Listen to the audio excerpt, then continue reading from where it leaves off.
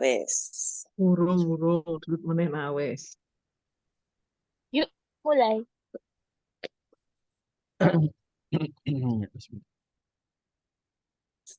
Ya lah, aman lagi. Ya sambil dikerjakan aja.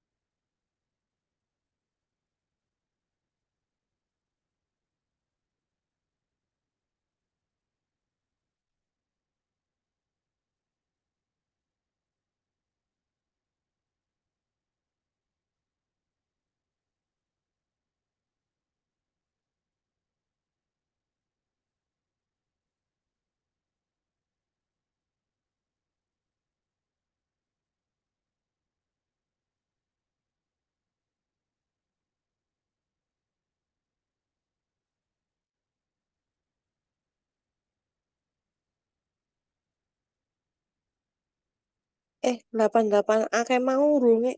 Wes ganti 88 B yo. Iya. Urung piye maksudnya? Cuk, urung. Ayo, strong menit dulu.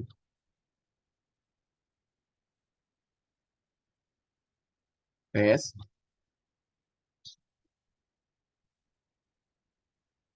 wis urung. Wah,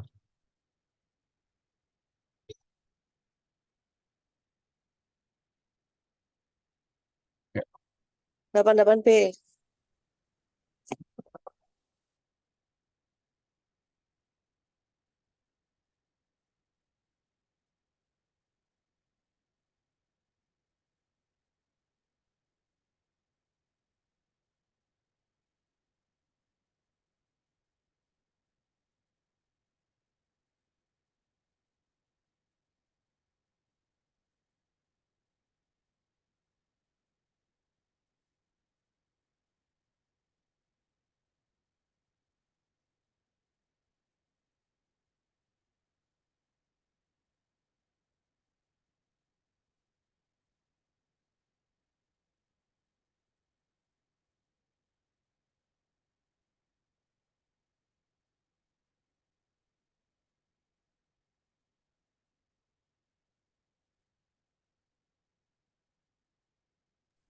Wes koyono sing jawab kabeh to. 8C, 88 terus ya. C, 88 C.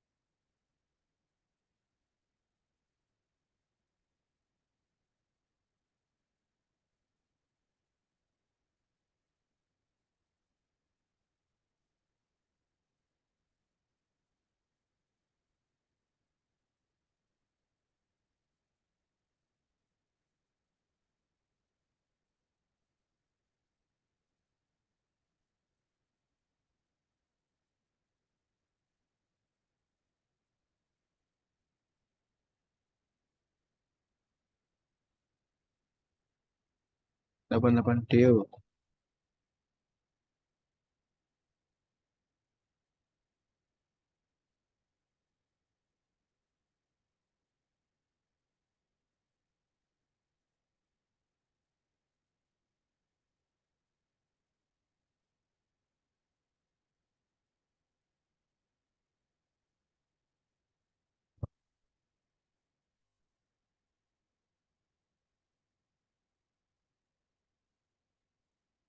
S.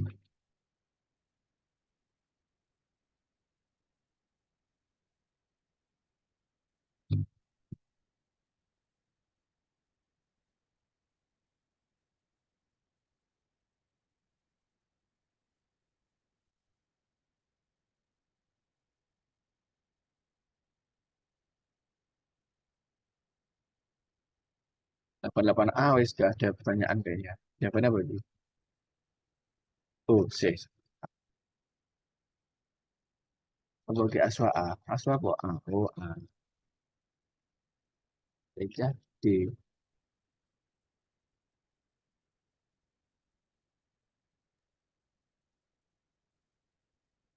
Masih bingung di mana, Mbak Linda? Hmm, Ini iya, case-nya aku bagus. kok ininya kripti itu alitis ulceratif nggak sih? Terus, Terus antara glukokortikoid atau anti TNF ya harusnya. Kalau dia ya, nanti kita kolitis. lihat belakang ya. Oke, itu terapi kolitis ulceratif. Oke, yang 88B.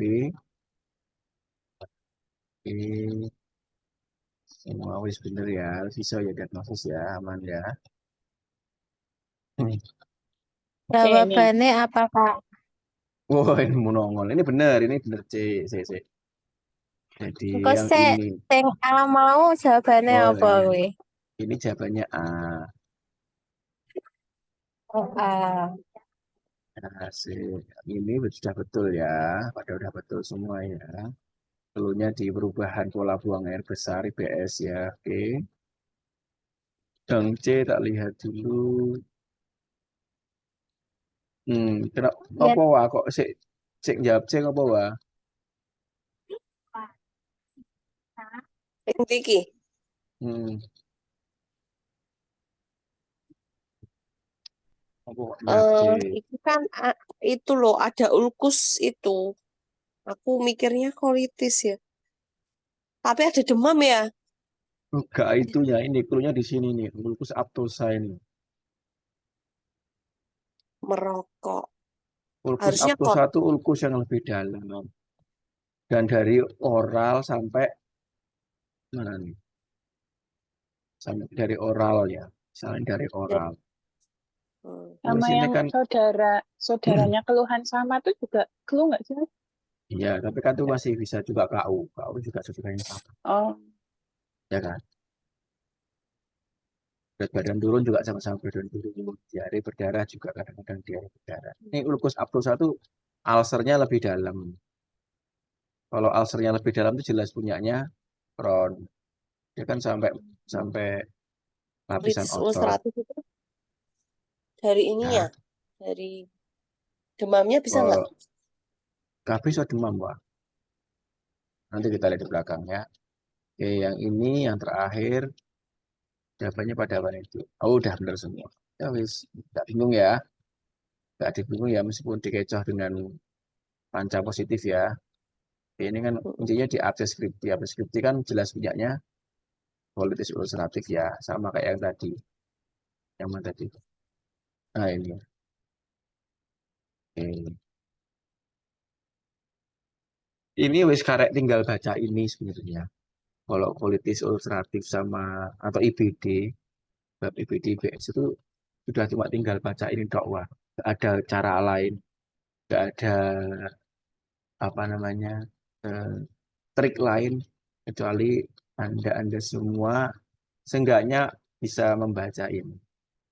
Terus tahu prinsipnya, mana yang sampai mulut, dari mulut sampai bawah, mana yang enggak, mana yang ulkusnya lebih dalam. Jadi kan ada aptosa ulcer ini kan, aptoid ulcer ini kan punyanya Crohn, khasnya punyanya Crohn. Bahkan colitis tidak ada, karena lukanya dalam, lukusnya lebih dalam keterlibatannya. Kalau secara histopatologinya dia sampai transmural, sampai lapisan transmural yang kalau Crohn itu. Beda kalau ulceratif itu dia cuma sampai maksimal submukosa, mukosa dan submukosa, nggak sampai transmural. Kan wis lapisan otot, dia lebih dalam untuk si anu apa namanya ya, Crohn itu lebih dalam. Nek skip lesson waspada paham semua, cobblestone udah paham semua ya, itu khasnya untuk si Crohn juga ya. Histopatologinya atau apa namanya biopsinya sudah sama-sama tahu. Nah, tadi yang AP Anca itu memang khasnya punyanya ulceratif KU ya, jadi sudah jelas. Kadang-kadang ada yang belum baca, nah kok belum baca mesti nggak tahu. Nah, kalau yang Crohn itu ini ASCA. Ini pernah keluar di mana di pre-ordering aku tadi cari nggak nemu lagi. Nemunya yang P Anca ini. Nah, ini ASCA ini keluar juga di apa namanya soal pre-ord. Jadi pasien kolitis gitu kan, diare kronis dan lain sebagainya. Terus ada bunyinya ASCA positif ini, ya diagnosisnya apa tetap Crohn. Meskipun nggak dikeluarkan histopatologi. Karena sekarang kalau soal-soal sekarang kalau mengeluarkan histopatologi, ngeluarin hasil bacaan endoskopi, semua udah langsung tahu kan gitu kan. Kayak wis common knowledge lah.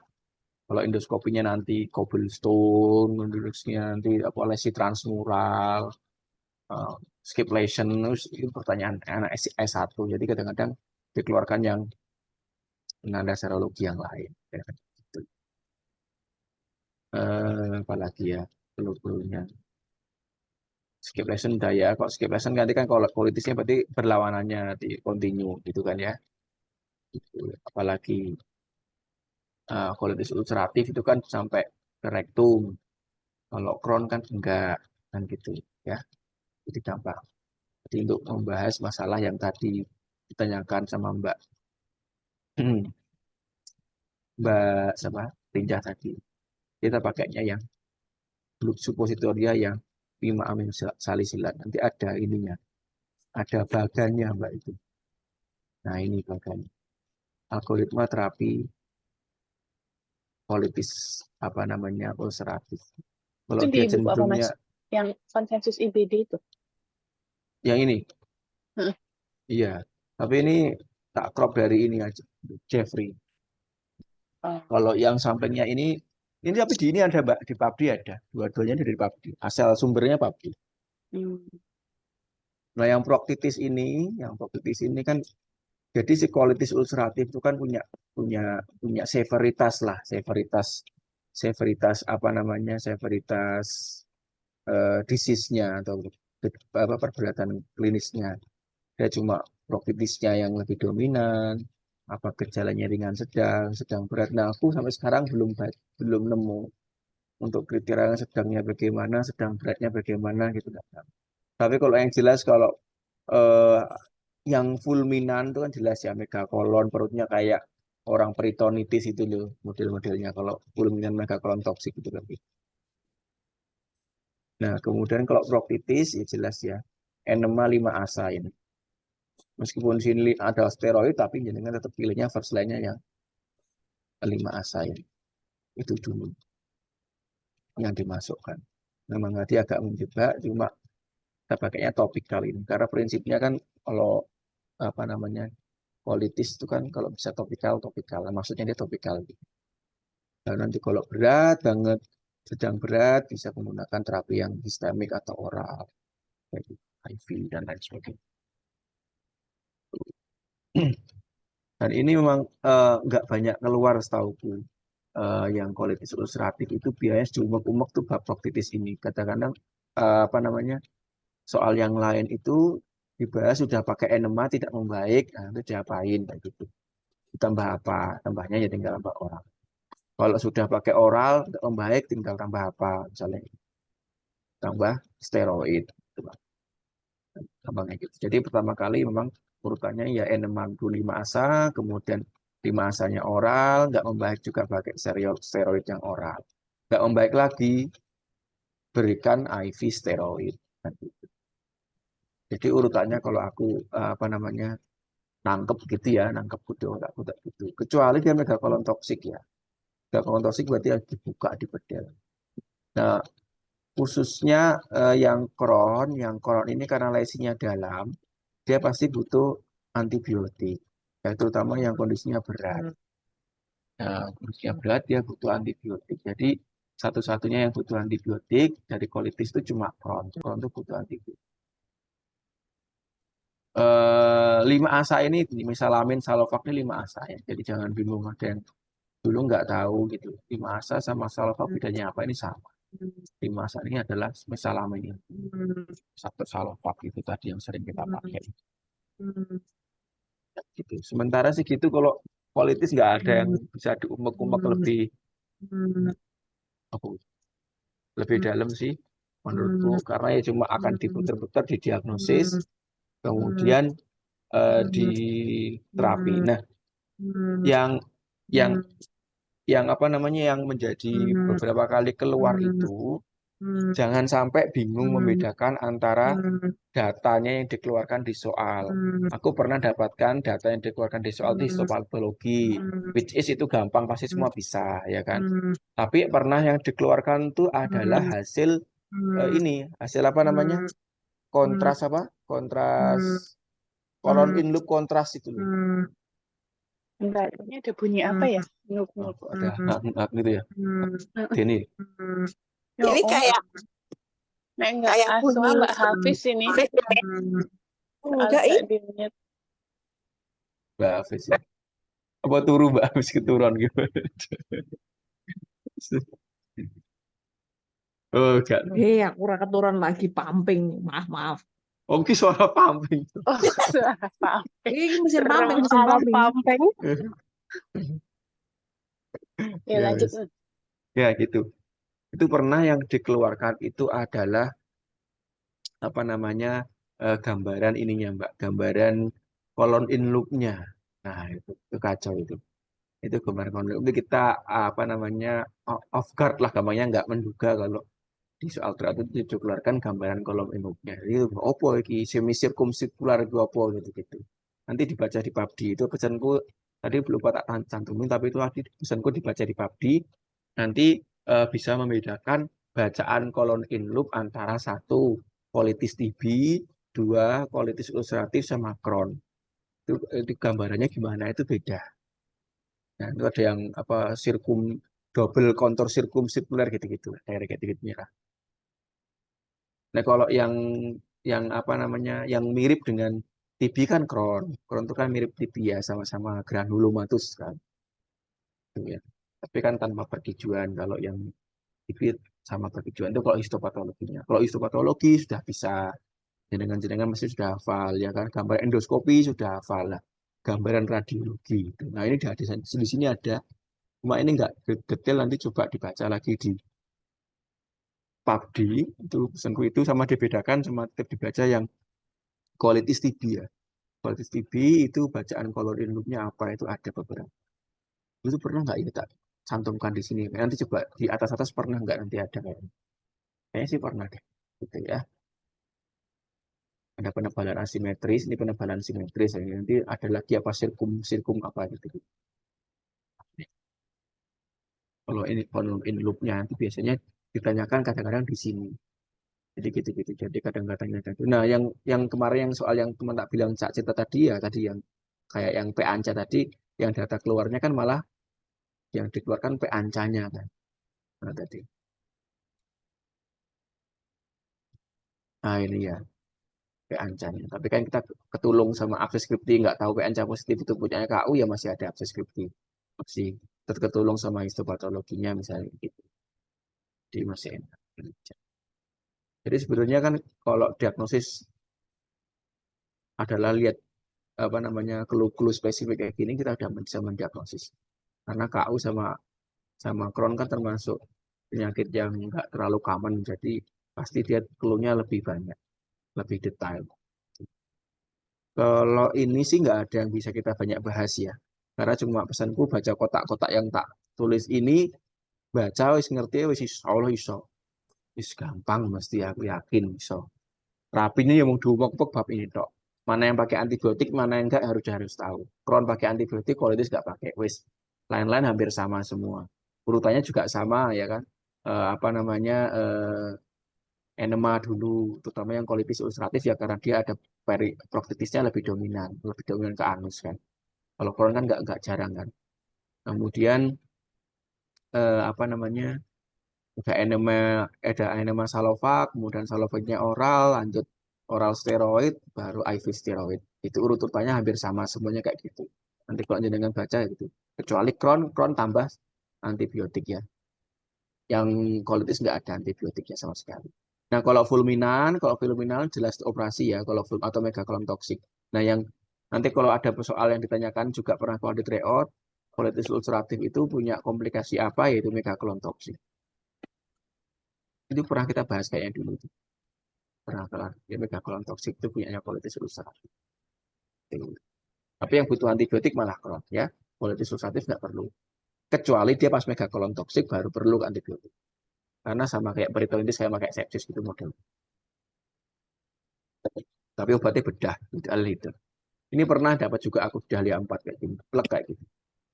Lama gitu nggak membaik-membaik, colitis ulceratifnya itu jadi megakolon toksik dioperasi. Oke. Lanjut ya Terus 89. antibiotiknya itu apa, Mas? Antibiotiknya kalau anu ya cuma antibiotik yang bisa penetrasi ke pencernaan ya. Metro sama Cipro, Quinolone. Hmm. Quinolone-nya pakai yang Cipro ya. Kalau Levo itu kan nggak lebih bagus penetrasinya ke pencernaan dibandingkan Cipro. Jadi kalau misalnya kamu lihat nanti terapi-terapi yang hubungannya sama pencernaan itu mesti dominannya ke Cipro karena Cipro penetrasi ke pencernaannya lebih bagus. Jadi Metro atau Cipro, sorry, Metro atau Cipro, salah satu, nggak dua-dua. Oke. Ya, oh ini ada aja, ya. Metro 1 sampai 1,5 gram, Cipro 2 kali 500. UMP-nya ini. Wis, kotaan ini kalau misalnya eh, 3 slide ini sih kalau untuk aku sih ngerasa cukup ya. Aku yang mau ngafalke cuma 3 slide ini, dalam artian tahu agak mengingat-ingat gitu, insya Allah paham. Itu ya, bedakan TB sama Crohn ya, dan ya tahu ya. Karena tadi pesanku yang tadi nanti dibaca lagi yang radiologinya TB, radiologinya Crohn kayak gimana yang kolon kontrasnya. Itu tok pesanku. Depan itu belum tak cantum. Oke, lanjut ya 89 ya. Iso sampai 100. Iso.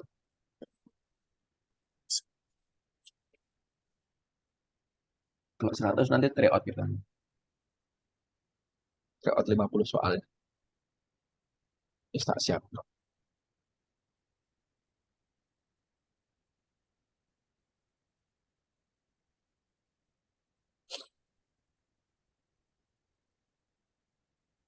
Sudah.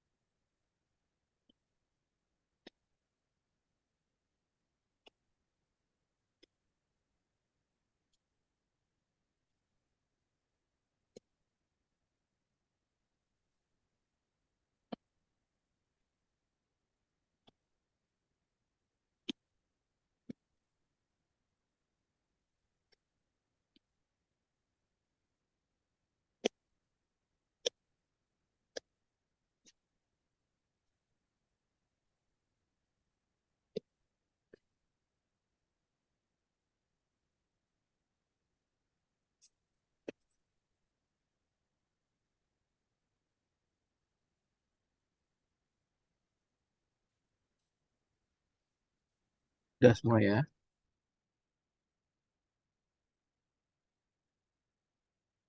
Langsung lanjut yang B ya.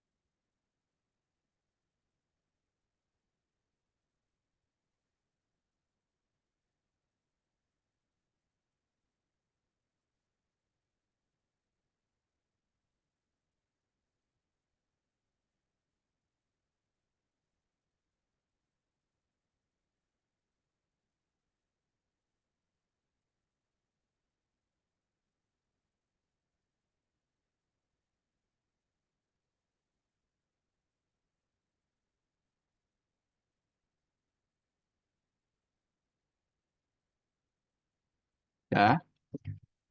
Oke. Aku dulu. Hmm,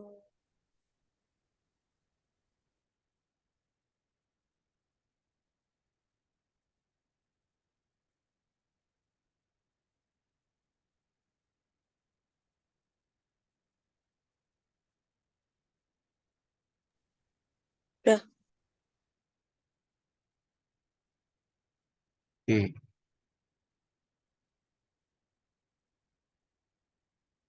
Oke, siapa nih yang pertama 89A. Oh, oke. Hmm. Masih anu ya, bingung ya ini ya. Pada bingung semua nih kayaknya. Ini C, A, A, A. Rata-rata Anti semuanya jawab jamur anggur. tapi apa sing di nggak tahu. Betul, betul. Jadi, Kita ono kriteria-kriterianya ya. ya ini kira-kira apa nih? Pasien rawat inap di ICU, kemudian apa? Penyakit berat, ya, kayak CVC,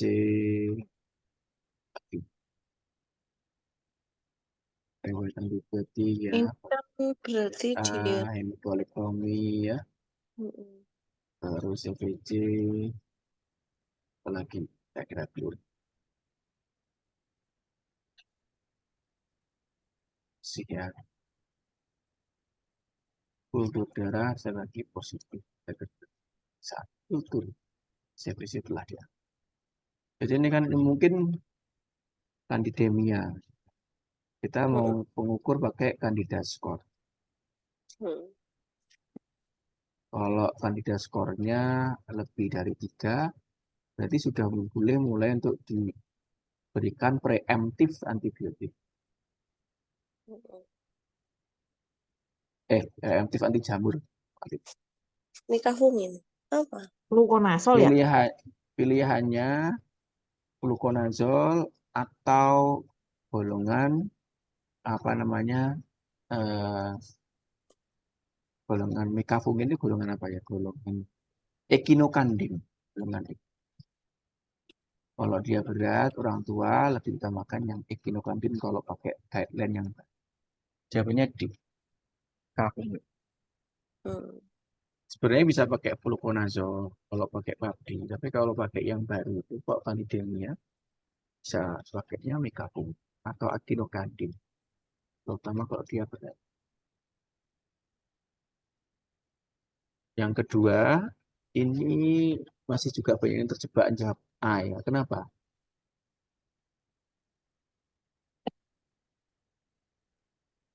What Aku itu? tadinya mau jawab A, cuman pasien ini kayak imunokompromis, terus ada Skovner 2, ada KGB, Hmm. apa mau teraba. Kok kayaknya malah ke TB disseminata atau apa ya? Ya ini soalnya emang agak jahat ya. Ini keluar di boardnya Ilsha soal kayak gini. Gila. Ini keluar di board Semarang tuh ini keluar. Jadi ini kan kondisinya adalah masuk ke infeksi oportunistik pada HIV. Ya kan? Kita tahu karena CD4-nya 59 sangat rendah. Jadi mesti ini gitu ya. Apalagi sudah oral trust segala macam. Jelas HIV ya meskipun kadang seharusnya HIV nggak diketahui tapi CD4-nya 59 ya HIV. HIV ini reaktif juga di sininya. Ya. Jadi ini sudah HIV infeksi oportunistik. Nah, kita tinggal pilih-pilih dari infeksi oportunistik itu yang bisa menjadi dia itu satu entitas di sini apa. Ini terutama keluhnya adalah itu. Sama ini. Hepatosplenomegaly. Pneumokistis nggak bisa. Aspergillosis nggak bisa. Koksidiomikosis nggak bisa. TBC nggak bisa. Koksidiomicosis apa, Mas? Jawabannya histoplasmosis. Koksidiomicosis itu apa? Nah, kita bahas. Kalau Ya, Yang awalnya ini tadi dulu. sebelumnya apa ya, Kak ya? Kalau jahat. Ini mekafumin di jawabannya. kalau misalnya dia histoplasmosis, clue-nya apa? Karena di atas itu gejalanya kayak TB, batuk kering, Betul, demam. betul. Nih, yang kita bahas. Ya. Kok gejala PCP juga? Nah, ini ya. Jadi si histoplasmosis itu memang biasanya khas ke infeksinya ke paru. Jadi paling pertama kali pasti dia mengalami yang disebut dengan histoplasmosis pulmu dulu. Ini masuk ke kriteria jamur endemik kalau mau baca di tablet. Jamur endemik ya, bacaannya ya.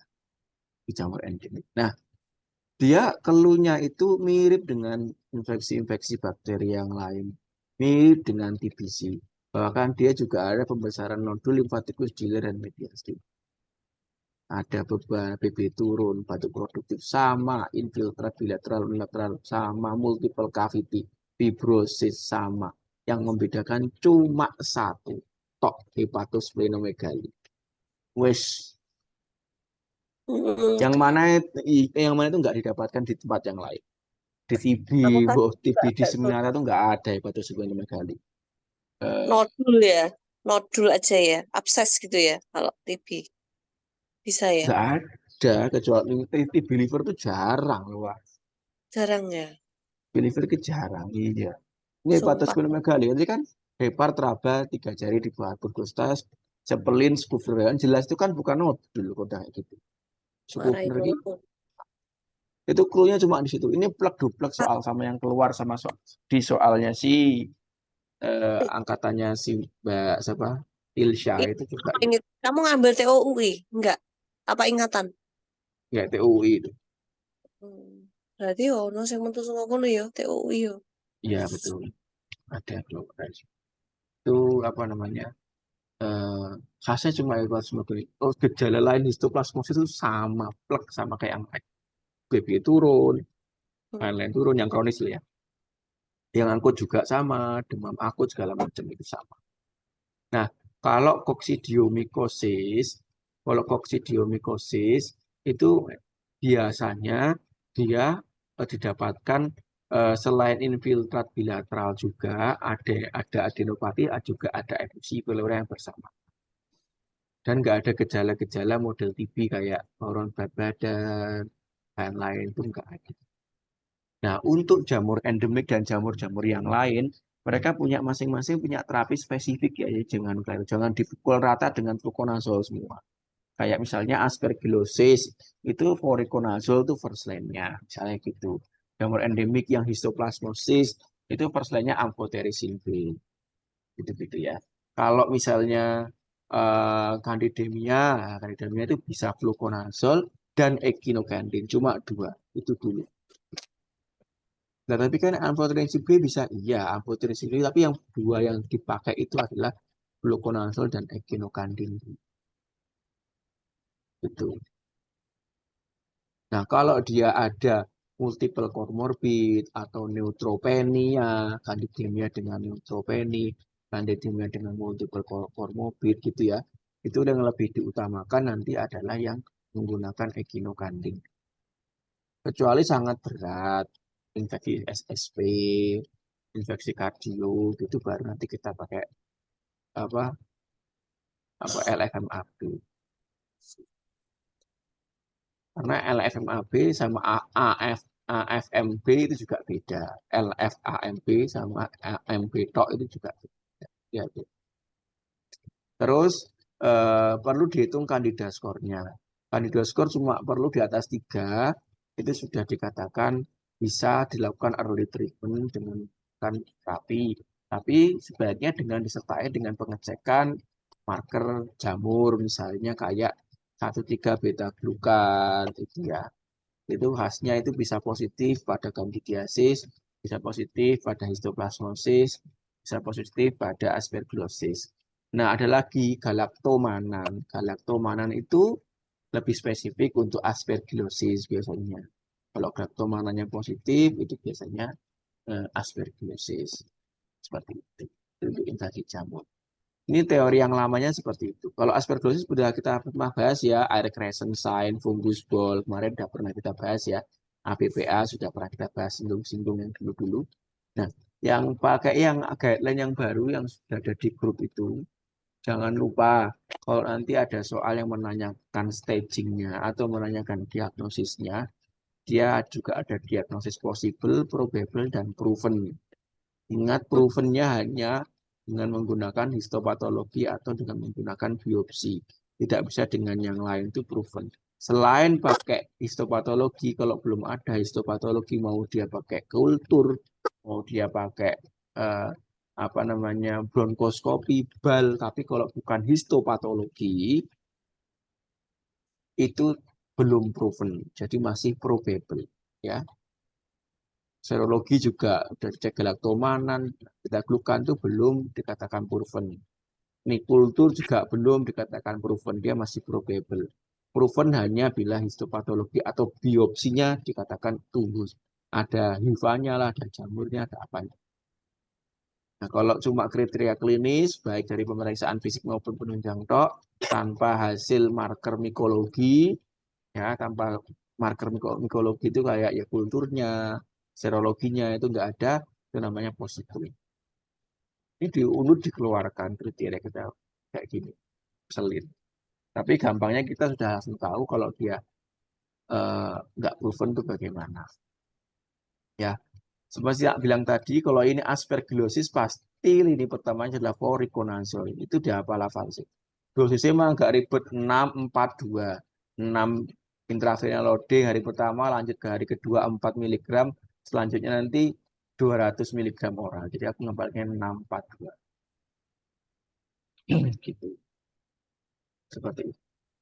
Kemudian nek kandidasi invasi juga sama, ada proven, ada probable, ada yang possible juga, sama kriterianya. Yang penting kalau belum ada histopatologis, berarti belum ya. Tapi kalau emang di si kandida ini tetap minta kultur darah bisa. Tapi nek kamu ngomong sama dokter Eko nggak mau dokter Eko. Dokter Eko tetap maunya kalau kandidiasis invasif itu pun diagnosis provennya hanya dengan histopatologi, nggak dengan kultur. Jadi kalau kamu nanti ditanya pas di dali 4 atau dali 3, dokter sih pasiennya apa? Jangan bilang kultur. Bilangnya histopatologi. Sekalian belajar kalau nanti kalau konpremu nanti sama dokter Eko pasti tanyain tentang kandidasi pasti tanya jam. Nggak mungkin nggak ditanya jam. Itu ya. Kemudian kandida skor tadi sudah dibahas ya, by Leon ya. Riwayat pembedahan itu skornya 1, ada bukti ada kolonisasi skornya 1, ada penggunaan nutrisi parenteral kayak CVC tadi itu 1 ya. Sepsis berat atau riwayat sepsis berat skornya 2. Jadi kalau skornya 3 ke atas itu sudah dinilai bisa diinisiasi untuk pemberian early treatment antifungal. Nah, yang diberikan apa? Yang diberikan antara fluconazole atau echinocandin, tergantung yang seperti itu. Misalnya kalau nanti ditemukan di koloninya adalah C. albicans, misalnya itu. Jadi obat pilihannya adalah echinocandin. Ya, sudah berubah. Kalau di PUBG masih bisa pakai fluconazole first line. Tapi kalau di yang eh, apa namanya terapi baru ini atau guideline baru kita ini C. albicans sudah menggunakan echinocandin, C. parabol juga pakai echinocandin, Larvrata juga pakai echinocandin, C. tropicalis juga pakai echinocandin, Krusei echinocandin, Auris echinocandin. Jadi semua kandida itu pakainya sudah echinocandin. Echinocandin itu apa? Salah satunya mekafungin, ya, anidalapungin, dosisnya 100 mekafungin per hari. Kalau anidalapungin 200. Jadi jangan terjebak ya. Kalau PUBG yang lama masih pakai fluconazole 800 400 ya. Kalau pilihan kedua baru echinocandin. Tapi kalau di guideline yang terbaru ini sudah pakainya echinocandin tuh first line. Itu. Dikafungin pakainya. Itu ya. Meskipun sebenarnya juga belum ada yang dikafungin. Tapi nanti kalau jawab soal ya pakainya itu ya. Echinocandin dahulu. Itu ya. Jadi soal yang ini tadi seperti itu nih soal spesial banget kita keluarkan karena ini pernah keluar di bukunya Ilsya. Jadi agar kalian kita pernah baca semudah-mudahan nanti kalau pas keluar kita langsung ingat langsung tahu. Oh kok ini kok infeksi oportunistik. Pokoknya begitu infeksi oportunistik HIV kita adalah curiganya adalah infeksi-infeksi yang nggak wajar. Toxoplasmosis yang khas-khas lah ya. Kemudian PCP, kemudian infeksi jamur endemik, gitu harus dipikirkan dahulu. Dan nanti baru dipaskan satu-satu klinis gejalanya. Sesuai enggak? Kalau enggak sesuai jangan dipaksakan. Ya, ingat, jangan mencari data yang tidak ada di dalam soal. Jadi begitu dan data yang di soal sebisa mungkin tidak diabaikan kalau memang itu ada perlunya. Ini kan kamu bingung nih. Ini masih bisa kemana-mana. Ah, yang khasnya yang mana nih? Cuma ini dok khasnya. Ini kalau ada data mungkin tambahan didapatkan 1,3 beta glukan positif gitu, udah jelas ya. Kamu akan langsung milih antara Coccidio, aspergillosis atau histoplasmosis. Tapi ini enggak ada. Tetap aja kalian tetap nanti baik klinisnya. Tapi biasanya enggak sejahat ini sih. Kalau kata Ilsa, yang di soalnya Ilsa ada hasil beta 1,3 beta glukannya. 1,3 beta glukannya. 1,3 beta glukan. Nah, kalau ini kan mesti jamur. Kalau sudah muncul ini, 1,3 beta glukan ini pasti kan jamur. Nah, jamur yang mana? Nah, kalau ada hepatosplenomegali, ya langsung kamu pilih wajib lain, misalnya histoplasmosis, bukan yang lain lagi. Ya, bukan coccidio, bukan candida, bukan aspergillosis, bukan yang lain-lain ya, bukan pneumocystis carini, tapi pilihannya adalah histoplasmosis. Itu. Kemudian yang tadi yang ini sudah dibahas di depan tadi ya. Part lainnya untuk kandidemia atau kandidiasis adalah megafungin yakni golongan echinocandin. Oke. Itu sementara 1,3 beta glukan diiling-iling ya, candida score diiling-iling sering berulang soalnya itu. Apa candida score-nya itu maksudnya kapan diberikan anti jamur atau enggak ya, patokannya adalah dengan menggunakan candida score. Tadi ya, anunya apa namanya komposisi candida score-nya jangan lupa riwayat apa nama operasi, riwayat apa penggunaan CVC atau penggunaan parenteral nutrisi atau kemudian tadi itu kolonisasi dan riwayat sepsis. Cuma itu dok. Sudah skor.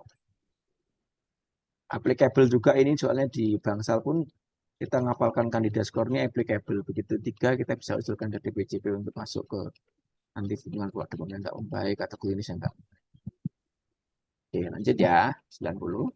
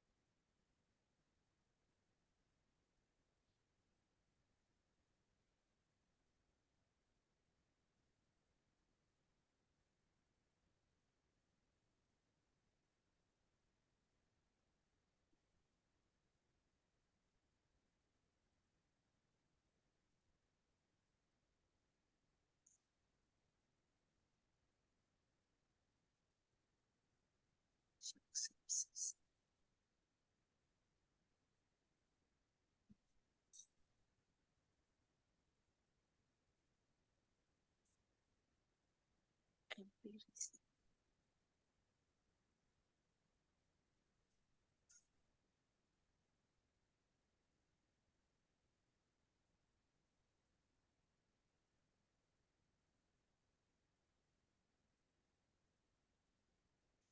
Tapering off, prednisone imbalance.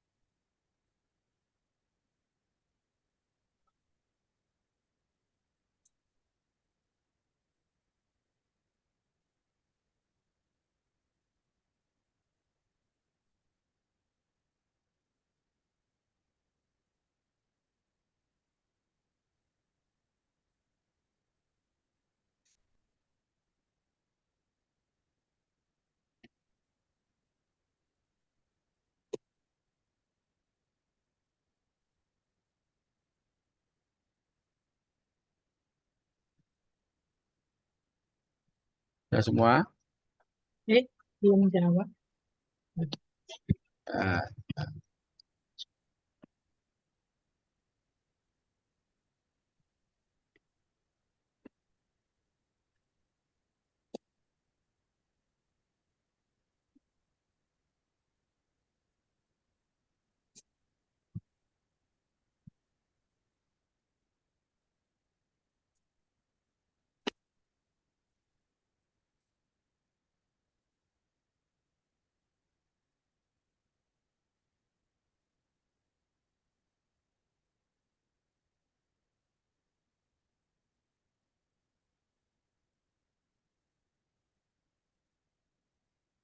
lain.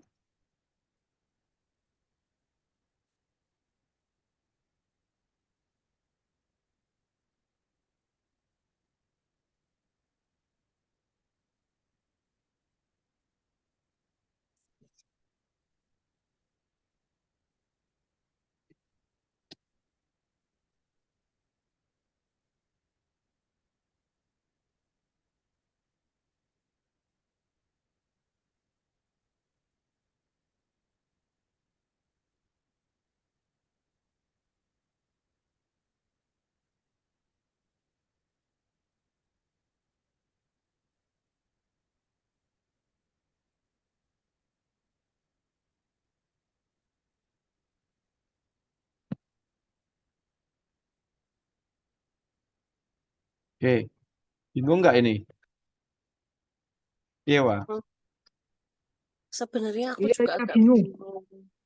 Cuman ini kan severe ya masuknya. Hmm, Jadi kayaknya nggak hmm, mungkin save 3 itu nggak mungkin nggak sih? Karena severe mikirku gitu sih. Oke. Ini apa? CAP apa HP?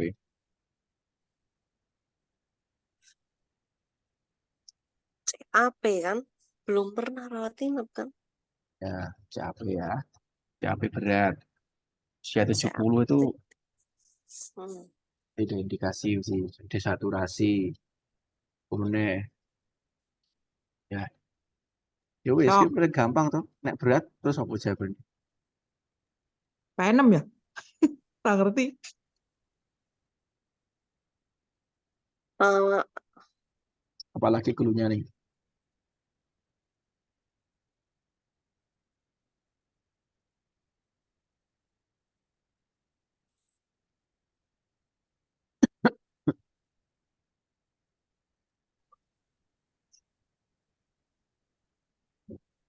CAP tadi PPO.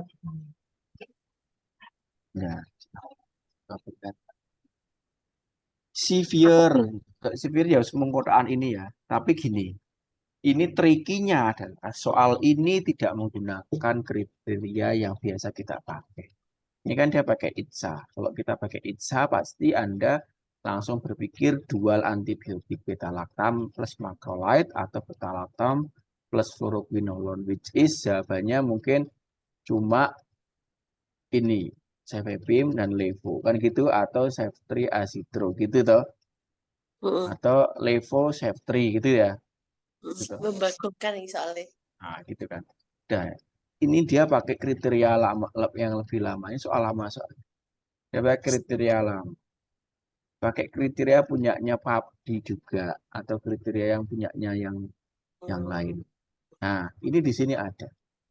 Kalau dia ada riwayat pembunuhan ICU segala macam, dia masuk ke kategori kelas 4, ya kan? Berat kelas 4, sehingga terapinya dia nanti kuman-kuman ini semua harus masuk, ini yang positif-positif ini, yang kuman-kumannya dia. Nah, pemberiannya apa? Laktam IV ditambah aminoglikosida ditambah salah satu asitro atau sitro. Ini juga laktam plus aminoglikosida dan antipneumococcus fluoroquinolone. Laktam, aminoglikosida, fluoroquinolone. Laktam, aminoglikosida, fluoroquinolone. Jawabannya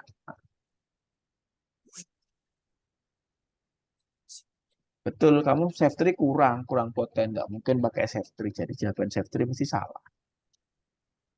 Mero-metro juga aneh nggak sih? Merometro juga nggak pas. Cuman rada Kok Merolevo oke. antai. Tapi Merolevo golongan karbapenem biasanya malah buat HAP. Jadi salah. HAP. Ya. Merosep3 salah.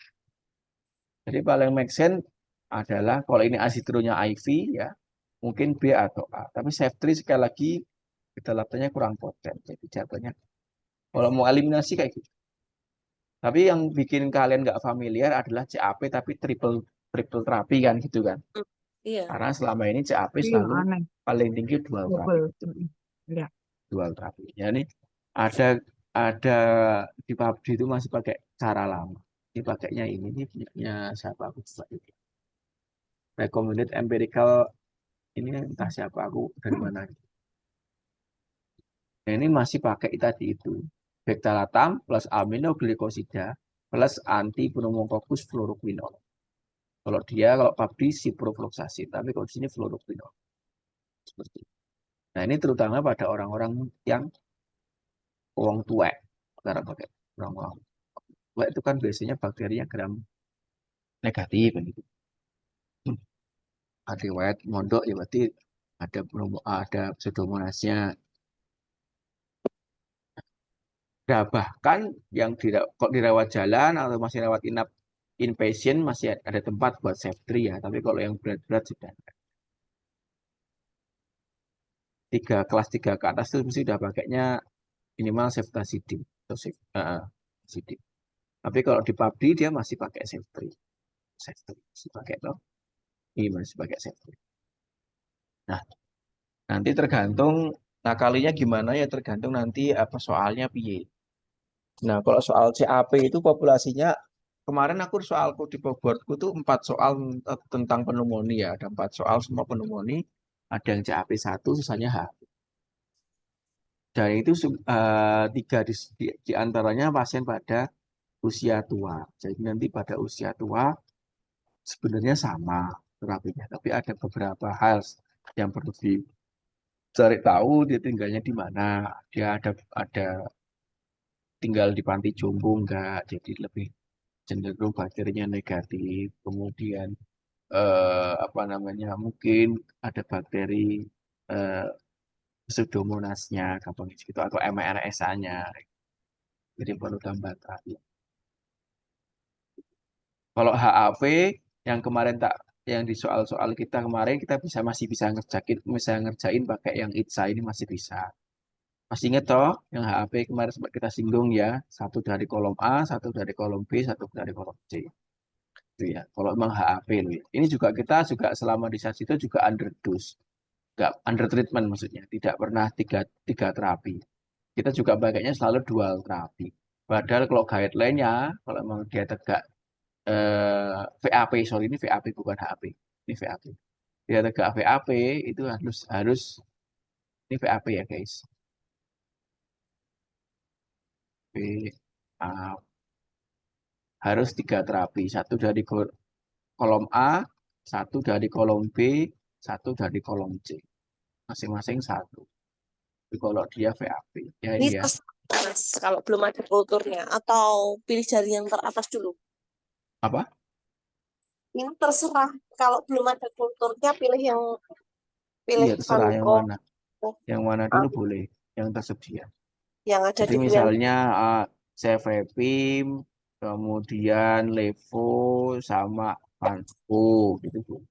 Ini yang sering ngasih kayak gini tuh yang pernah ngasih kayak gini, PAP gitu ngasihnya benar-benar 3 kolom ini yang setauku cuma Dokter Rizka. Aku yang lain kok yang dokter baru malah belum pernah lihat pakai 3 sampai 3 gitu. Dulu waktu aku sasi Dokter Rizka itu beliaunya pakai 3 kan PAP pakainya 3. Hmm, hmm, Kalau beliau kan Dokter Rizka kan pakainya benar-benar guideline banget toh. Jadi hmm. sih pakainya. Tapi kalau kita enggak, atau Mero, Levo, Panko misalnya masuk 3. Nggak tahu yang jaga HCU gimana. Dokter Ika gimana? Aku kan nggak pernah jaga HCU jadi nggak ngerti. Apakah juga Nah, pakai tapi pakai Merolevo Vanco pakai ya pakai 3 gini atau enggak? Tapi yang jelas Enggak, nanti kalau belum pernah mengerjakan, aku nemu dia nah, tiga. tapi kalau nanti mengerjakan soal tetap jawabannya seperti ini. Kan ini ya, choose 1 gram positive option for column A, 1 gram negatif for column B, and 1 gram negatif from column C. Pilih satu dari kolom A, satu dari kolom B, satu dari kolom C. Kalau ini adalah VAP, ventilator associated pneumonia. Nah, kalau ini bodoh, sing HAP ini malah gak telepon, oke.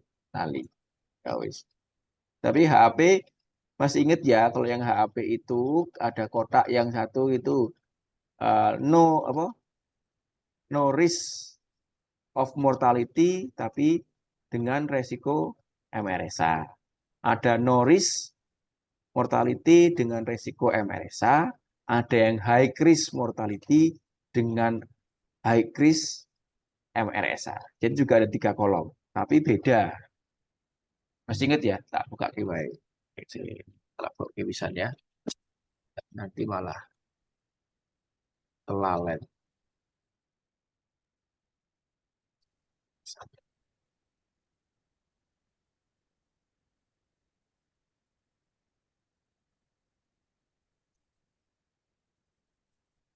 Ini pada tempat tak singgung pas ditanya sama Mbak Runa itu, ingat nggak? Buatku 2 soal ya soalnya, jadi harus anu ya HAP harus harus ini ya, khatam ya. Penemuannya VAP langganan, langganan Vanco dikeluarkan B soalnya. 3 board sebelumnya selalu keluar HAP, jadi jangan sampai nggak belajar gitu, karena pasti nanti nggak getun, nanti amat tuh terus nggak sinau Vanco getun. Nizolit Piperacillin Nah, tangkap CVP kolom C-nya itu quinolone itu yang VAP.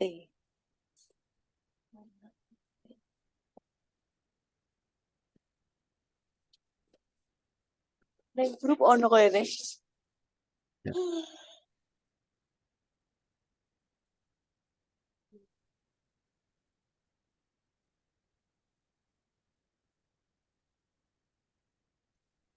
tekan dulu ke ini. Iki yang terakhir yang grup saya tak share. Kusnuk Oke, share screen. Nah, ini dia. alat Not high risk dan no resiko untuk MRSA. Not high risk tapi dengan resiko MRSA, dan high risk mortality dengan resiko MRSA. Ya kan, menerima intravena antibiotik dalam benar ini maksudnya resiko MRSA. Ya. Nah, itu terus kemudian apa itu high risk of mortality? High risk of mortality adalah semua kondisi yang memerlukan support, baik support ventilator maupun support inotropik.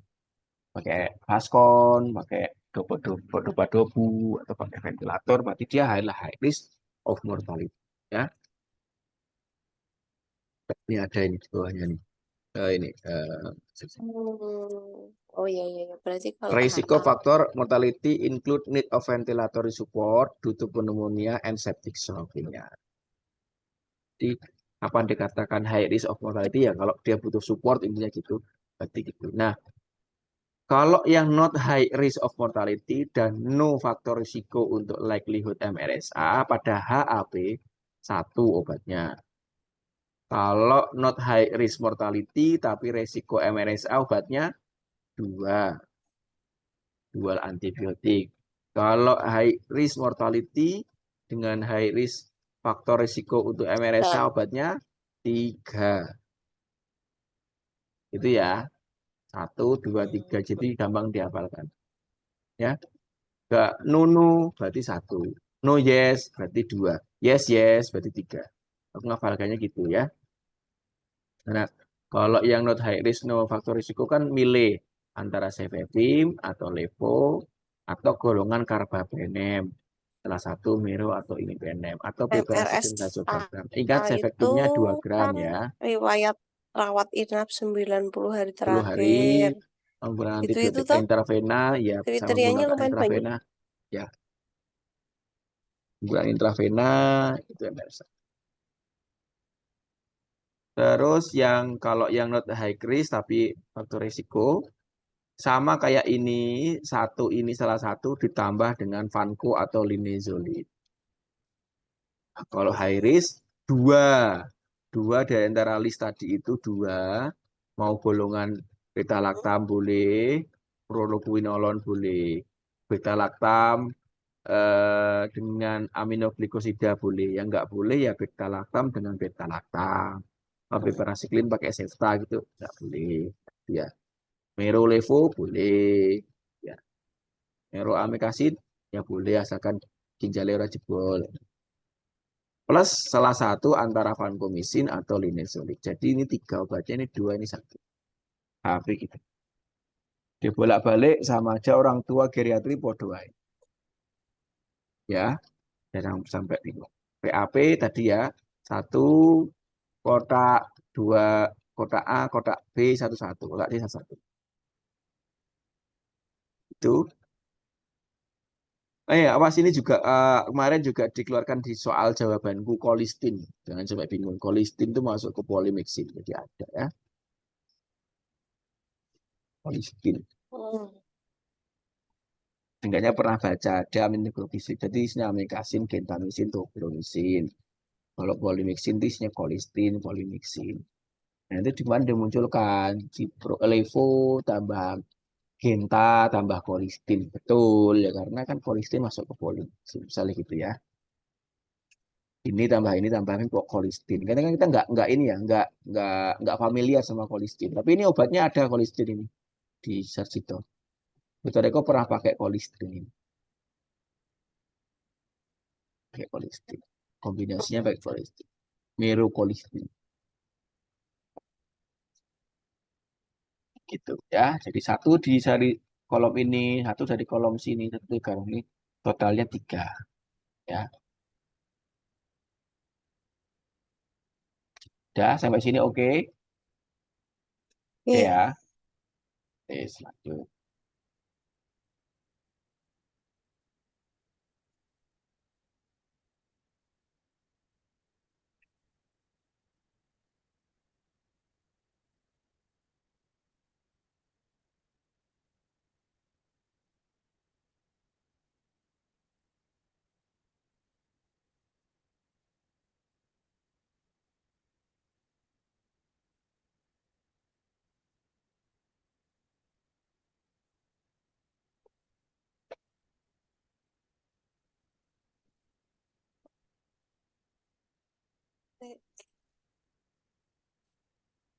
Kayaknya harus dikasih profilaksis ya.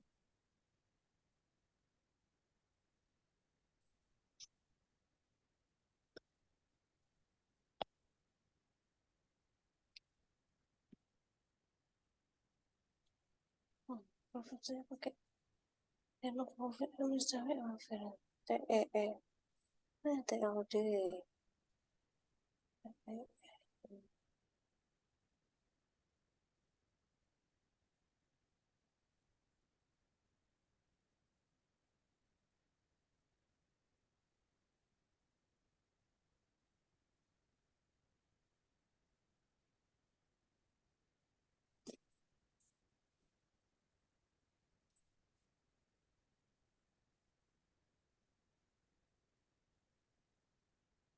Lainnya turun gitu. Wes,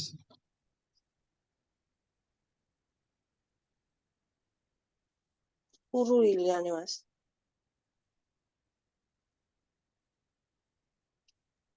Aku ora tinggi. Hmm. Akhirnya turu Mas.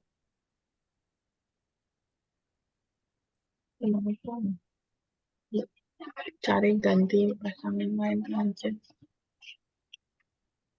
umur lagi.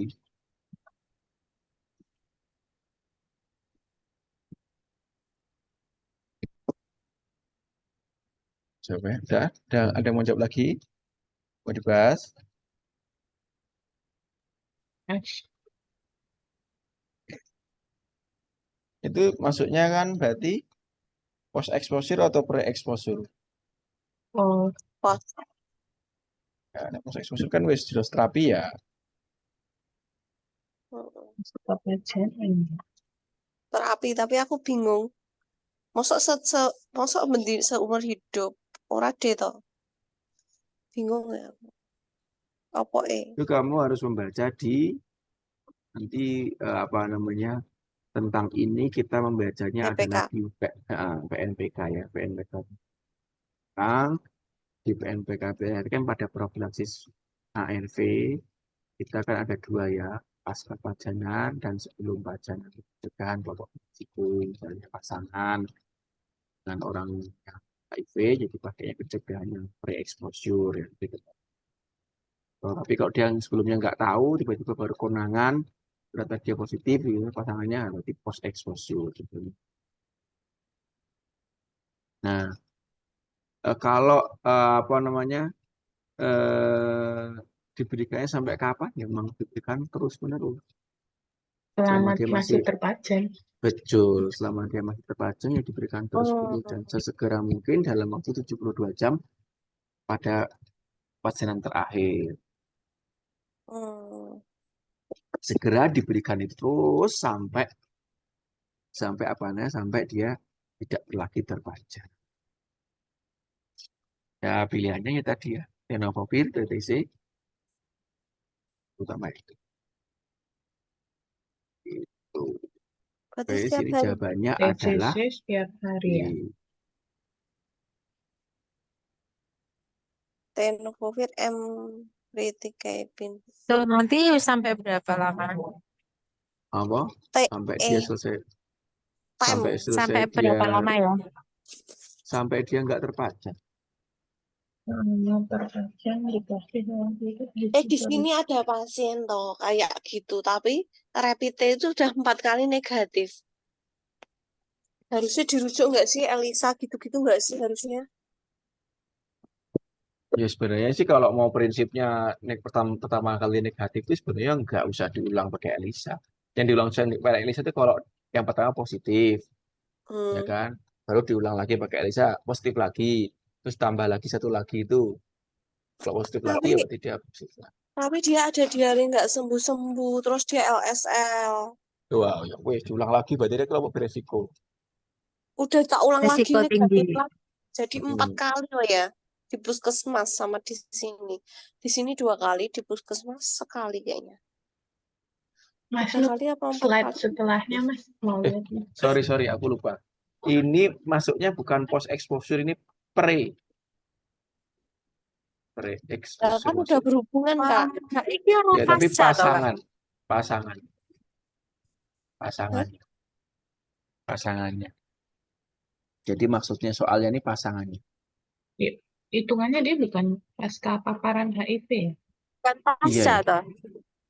Ya, aku lagi baca pembahasannya di UI itu ternyata dia Setelah dihitungnya ini apa pre exposure karena dia pasangannya. Nanti kan dia pakai terus. Berarti definisi pre sama pasca apa dong? Bedanya di obatnya nanti kan. Obatnya beda. Kalau yang aku senang pre homoseksual. exposure sampai terus Hah? menerus itu, nah ini loh, pasien bertanya Aku kemungkinan senang upaya lain dan makan menurunkan resiko kondom. penularan dari pasangannya. Nah ini loh, clue-nya untuk yang mengatakan dia pre exposure. pasien tidak terdapat gejala Oh, HIV. Ini sama clue upaya lainnya lain hasil yang menentukan pemeriksaan saat ini HIV-nya negatif mungkin negatif. ya. Ya Jadi betul. Jadi kan sudah memang Dan ketahuan. ternyata dia dia Dan udah tidak dia pakai dia kondom. dia dia udah negatif, terpajan tapi saat ini negatif. Nah, negatif, nggak ada gejala, besoknya terus dia mau gimana? berhubungan lagi nanti gimana kan gitu. Jadi jatuhnya ini pre-exposure ya, itu ya. Oh Sorry iya. dulu. Jadi Soalnya kan ini kalau sekilas kita baca tuh kan kayak kesannya tuh kan pasca ya karena ya pasangannya kan awalnya kok positif sekilas gitu kan. gitu. Nanti kita baca lagi di ah, Exposure berarti kalimat kedua, kalimat ketiga, pasien bertanya kemungkinan upaya lain. Loh, tetap di B sini ya pasien tidak. suaranya. Nah, jawabannya B karena beda. Kalau pre-exposure nanti jawabannya obatnya pakai yang dua kombinasi, tapi kalau pasca itu pakai Treatment 3. yang C Oh, ya. gitu. Kalau Kalau untuk pasca prosesnya sampai kapan itu Kak? pasca Terus sampai selesai pajanan selesai sama aja. Hmm. Terus apa namanya ini apa obatnya emang 3 sama kayak obat TB. Nah, kalau yang pasca ini misalnya ketusuk jarum pasien HIV gitu ya. Habis operasi perawat ketusuk jarum gitu. Operasi pasien HIV ketusuk jarum itu berarti pasca. Hmm. Hmm. Tapi ini sebenarnya sampai dia window periodnya terlampaui. Kalau kamu baca panjang lagi itu window period terlampaui 3 bulan pertama kan dicek. Nanti 6 bulan dicek, setahun dicek. Nah, selama setahun itu minum terus. Kalau negatif nanti sampai yang setahun window periodnya terlampaui dia masih negatif, insya Allah sembuh. Nah, kalau yang pre-exposure, nah ini selama dia masih terpajan. Nah, selama dia masih terpajan sama si pasangannya itu ya dia selama itu dia juga harus minum obatnya. Yang ini 2 ya, tenofovir dan Retensi atau FVC. Cuma 2. Selama berlaku berisiko. Tapi Mas, itu yang di bagian pasca pajanan itu juga profilaksis pasca pajanan sebaiknya diberikan pada kejadian pajanan yang beresiko segera mungkin, idealnya 4 jam, tapi individu yang menerima perlu dipastikan status HIV-nya negatif sebelum PPP Iya ya, dimulai. pusing ya. Jadi soal yang ini Bisa bisa itu jadi memang sebagai pasca pajanan. bisa jadi ya. Ada Menurutku jawabannya 2. sih C sih Ya kalau jadinya. ya Maksudnya enggak nanti kecuali dia baru punya pasangan suami istri baru mau menikah, calon pasangan hmm, suami istri, terus hmm, tapi baru dikasih tahu ternyata pasangannya HIV positif. hmm. Nah, pre-nya menurutku sih. Ya betul betul itu bisa masuk juga ya. Tapi teorinya yang penting begitu. Nanti mau Oke, diarahkan oke. bagaimana? Intinya eh, kalau pre 2, pasca Ini 3. karena akan beda pre 2 kalau pasca 3 kayak orang HIV beneran ya. Tapi betul juga yang disampaikan Kak Rica tadi. Cuma ada kata-kata yang seperti itu. Segera mungkin 72 jam. Kemudian dipastikan harus HIV negatif sebelum PPP dimulai. Dapatkan bedanya apa? Jadi Iya nggak ada bedanya juga. nanti. Soalnya kalau Bedanya. status HIV-nya positif jadinya pengobatan bukan profilaksis. Ya, ya.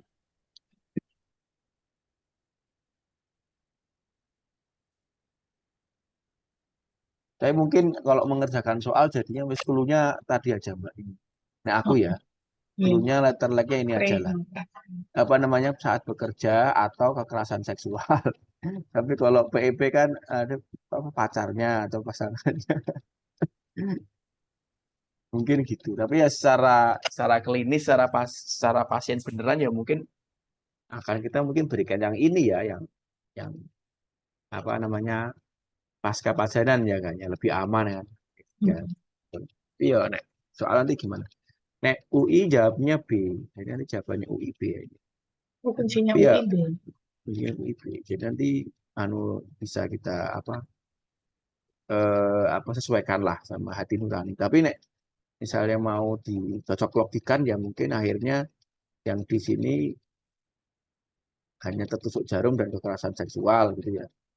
Dan sini pasangan. Berisiko kan yang berperilaku menyimpang. Dan ini soalnya kan lebih ke perilaku menyimpang. Mungkin arahnya gitu mungkin loh ya. Mungkin. Tapi nanti ya yang penting konsepnya paham lah. Ini kapan ini pre, ini kapan pos. Gitu ya. Karena kalau pos obatnya 3, kalau pre obatnya 2. Oke. Ya ada variasi. Aku rapat jago HIV, nanti baca lagi ya. PNPK kalau ini bacanya, nggak ada yang lain. Oke, yuk lanjut ini.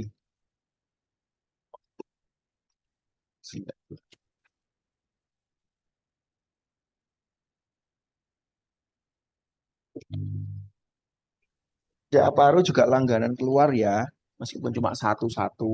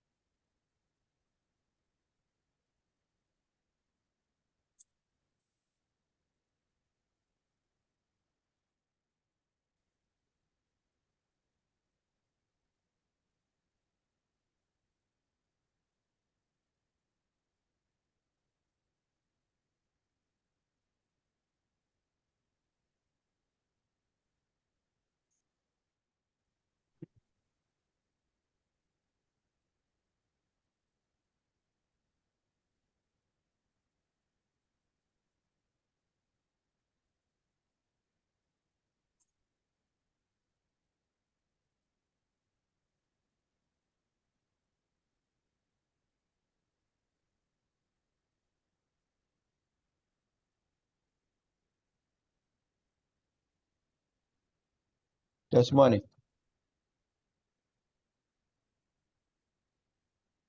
Oh, belum. Udah ya.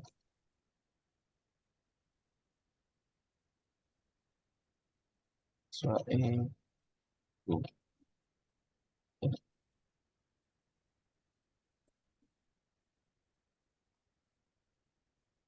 kenapa kok Kenapa kok pada rame-rame menjawab? Kenapa? Metastasis Dan otak. metas. Kalau mentas nggak ada tempat kok dengan dengan terapi TKI. Ya ada, tapi kurang tepat nggak sih? Nggak tahu ya. Hmm. Apa harusnya? Kevitinib. Tahu. Bisa pakai apa ini, bisa pakai erlot ini, bisa pakai habit ini. Terus sih Yang aneh. bedanya apa di situ? Dosis. Dosisnya nggak sih? Dosisnya, betul. Apat ini barusnya 40. Erlot ini barusnya 150. Yang betul dosis cuma habit ini. B. Tapi jawabannya bukan B. Jawabannya B. B. Kenapa nggak E? Karena selama dia masih punya EGFR positif yang bisa diterapi dengan ini ya diberikan terapi ininya. Hmm. Pasti harus diberikan. Nggak mungkin Hmm. nggak diberikan. Nek metasnya juga sama-sama yang ada EGFR kan ya efektif. Tapi berat-berat kalau Oh, gitu. Soalnya menjebak. Angel. Hmm. ya Jebakan ini. gitu. Sekalipun dia metas loh. Sebenarnya metasnya ke otak diapain emang? Radioterapi tok. Brain radiation. Kamu nggak pernah di dalam apa tuh pasien dokter kok akeh. Nanggo GVT ini terus radioterapi. Pradikemu kok malah kon golek nih apa kayak Berarti osim harusnya TKI plus radioterapi. ya. Kalau Hmm. kalau dia Emang obatnya konsepnya paliatif ya WBRT ya ya. Tapi kalau konsepnya masih masih mau agak agresif ya CCRT. Jadi ya enggaknya WLTP baru kamu kasih. Enggak, tetap dia masih kayak TKI ini masuk. Ini sering loh ini. Ini Well-tap, oh, oh, berarti. ya. Ini sering loh, soalnya ini kasusnya real case-nya juga pakainya kayak gini. Dokter Eko, pasien COVID di Dahlia 4 juga beliau minta diganti dari sebelumnya Gevitero, diganti Avatinib.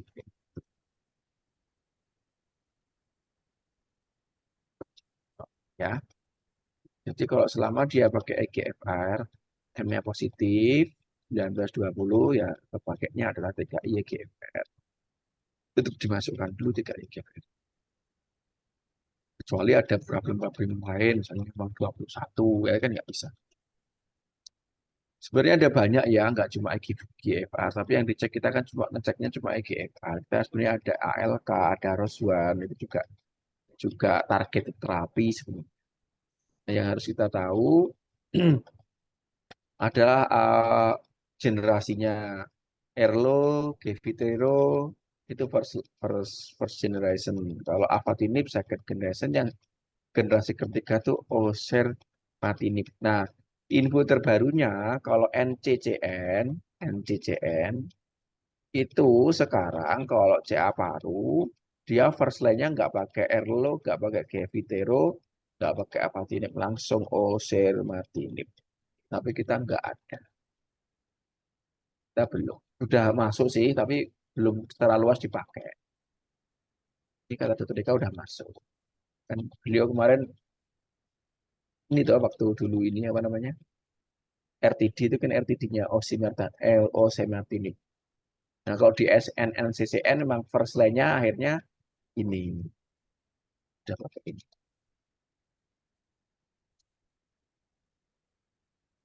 Karena activity ring-nya lebih tinggi, lebih banyak. Itu ya. Untuk apa jenenge CA paru kira-kira apa nih sing urung paham? Wah, Pak Lincah dan lain-lain. Sudah paham Sering belum sering jenis-jenisnya? ketemu soal. Sudah paham, ada soalnya beberapa tipe soal itu yang menanyakan modalitas untuk pemeriksaannya. Oke lah, anu aja lah ya. Tapi nanti agak makan waktu, tidak apa-apa ya. Misalnya nanti habis di CA paru, nanti yang nomor 93 setelahnya besok apa. Karena ya ini mungkin Karena keluarnya cuma mesti satu, keluar ya. iya keluarnya cuma satu soal, tapi satu soal nek nggak ngerti yo, kayak getun gitu rasanya ya toh. Kudune iso malah iso. Nggak apa. Coba gini aja, kita anu aja kita apa kita terangkan aja lah. Oh, gitu.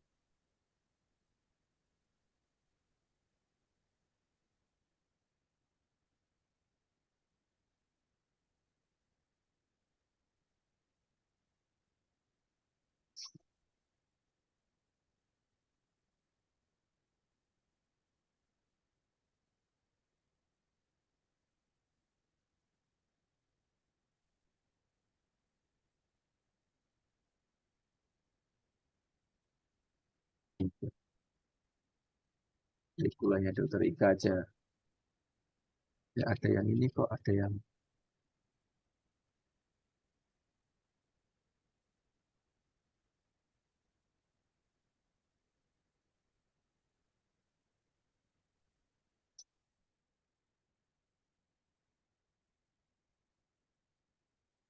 nah, ini udah punya semua tuh kayak dokter Ika yang ini.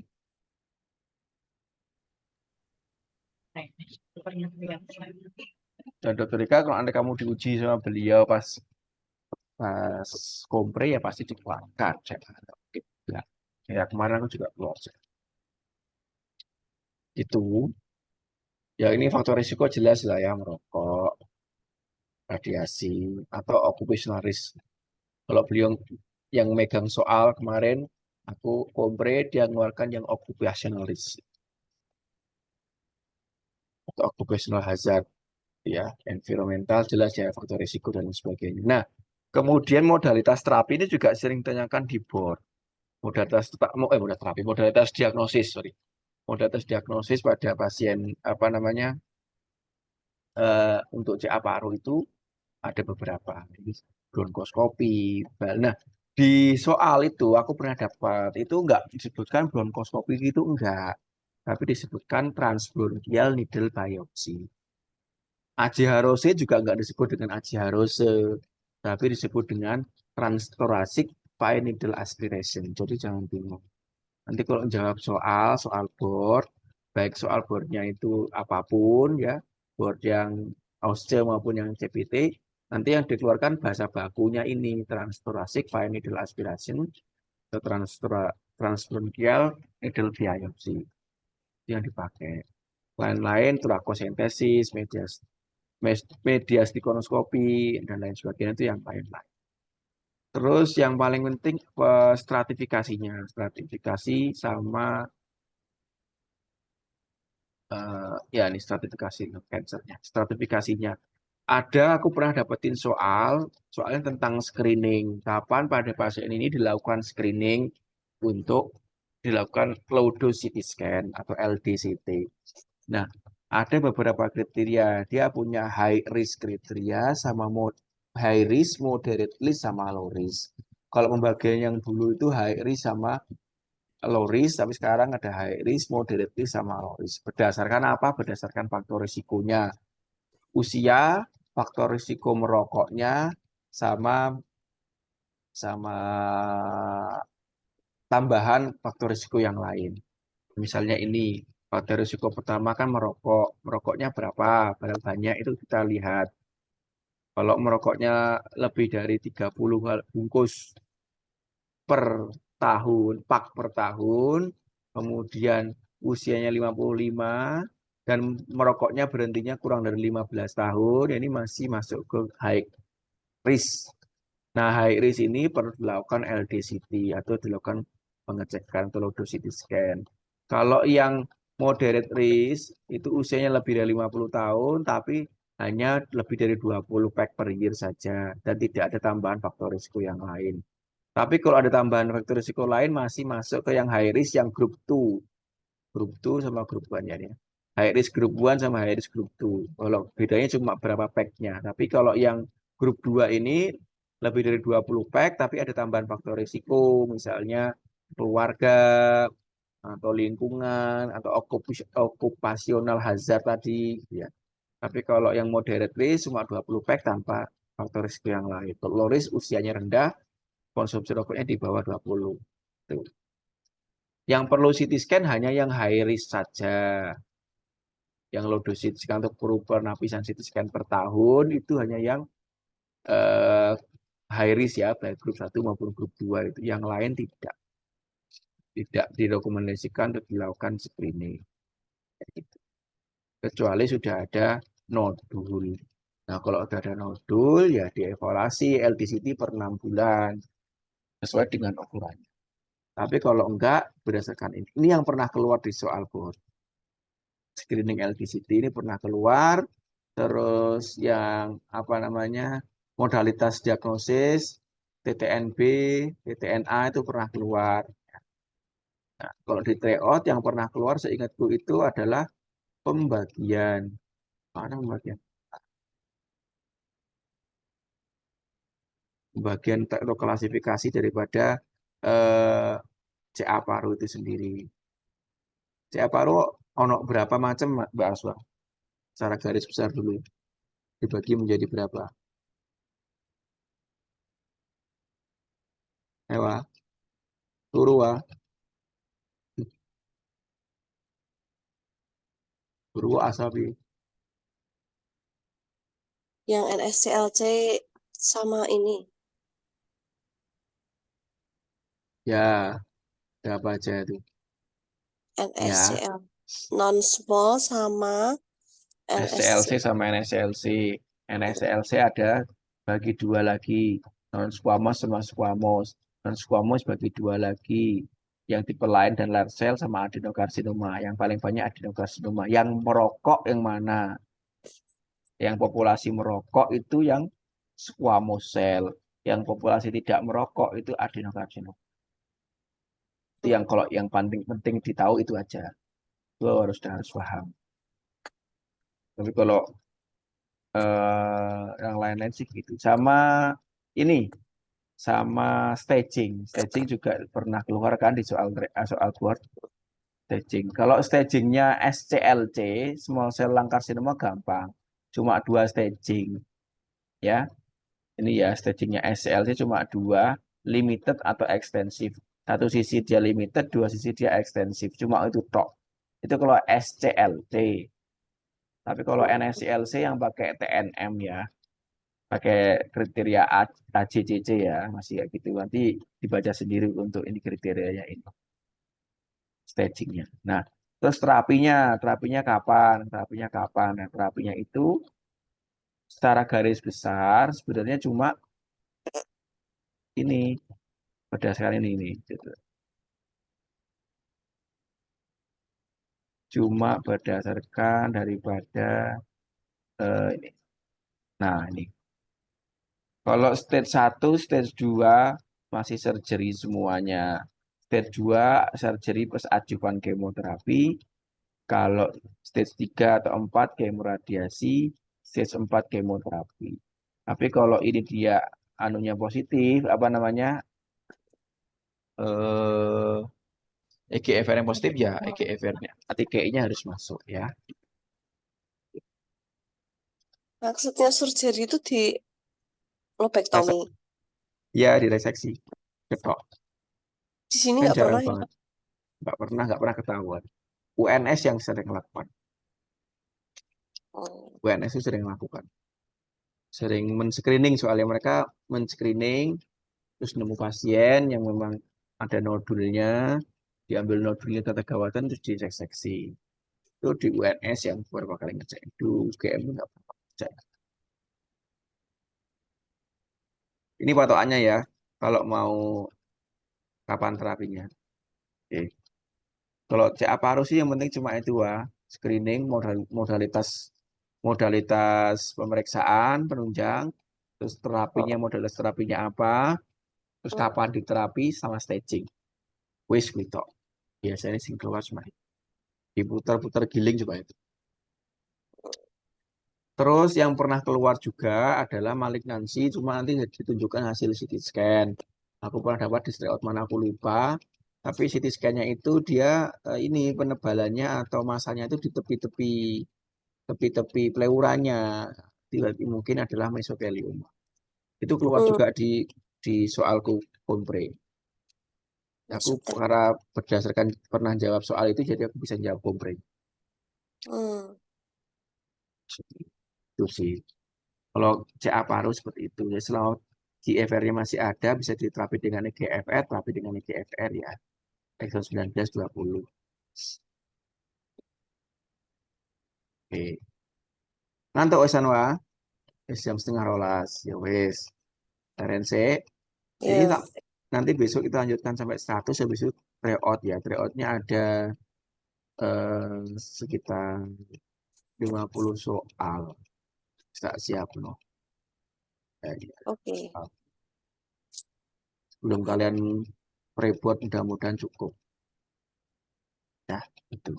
Oke, ada tanya lagi nggak untuk yang CA? Oke, untuk yang HIV sama yang TB, aku nggak begitu menguasai dengan bagus. Jadi aku harap kalian bisa baca sendiri. Aku TB karena aku nggak suka sama TB, jadi aku cuma ya bacanya cuma sekelibat-sekelibat aja dan soalnya nggak tak keluarin karena aku sendiri nggak bisa jelasin dengan bagus untuk TB. Nanti aku minta tolong TB dibaca sendiri ya. TB, terutama yang TB MDR. TBMDR sama klasifikasi TBMDR misalnya. Kan sekarang baru tuh klasifikasinya udah nggak pakai klasifikasi yang lama. XDR tuh baru, MDR tuh apa? Itu keluar di soal buatku juga ya. Yang klasifikasi yang baru. Yang Nanti dokter mohon ini tuh. Bukan. ya yang dokter Heni itu mohon dibaca. Terus eh, monoresisten, monoresisten TB mohon dibaca sama multiple drug yang fase awal aja. Yang fase-fase akhir kayaknya nggak akan keluar karena itu ribet banget, rumit banget, pusing banget sih. Tapi aku yang keluar kemarin MDR tuh cuma 2. Klasifikasinya ya yang XDR yang baru itu sama TB monoresisten itu keluar. Nah, gitu. Kalau CA paru aku keluar yang GFR juga. Nah, itu ya sementara ya. Besok kita lanjutkan soal nomor 93-nya. Oke. Oke, Yang Mas. mudah-mudahan membantu timbang ngantuk kita konsen asal ya. Tuh, aku tutup ya. Thank you ya. Yuk, kasih Mas. Assalamualaikum. Yuk. Kasih, Mas. Ya, sama-sama.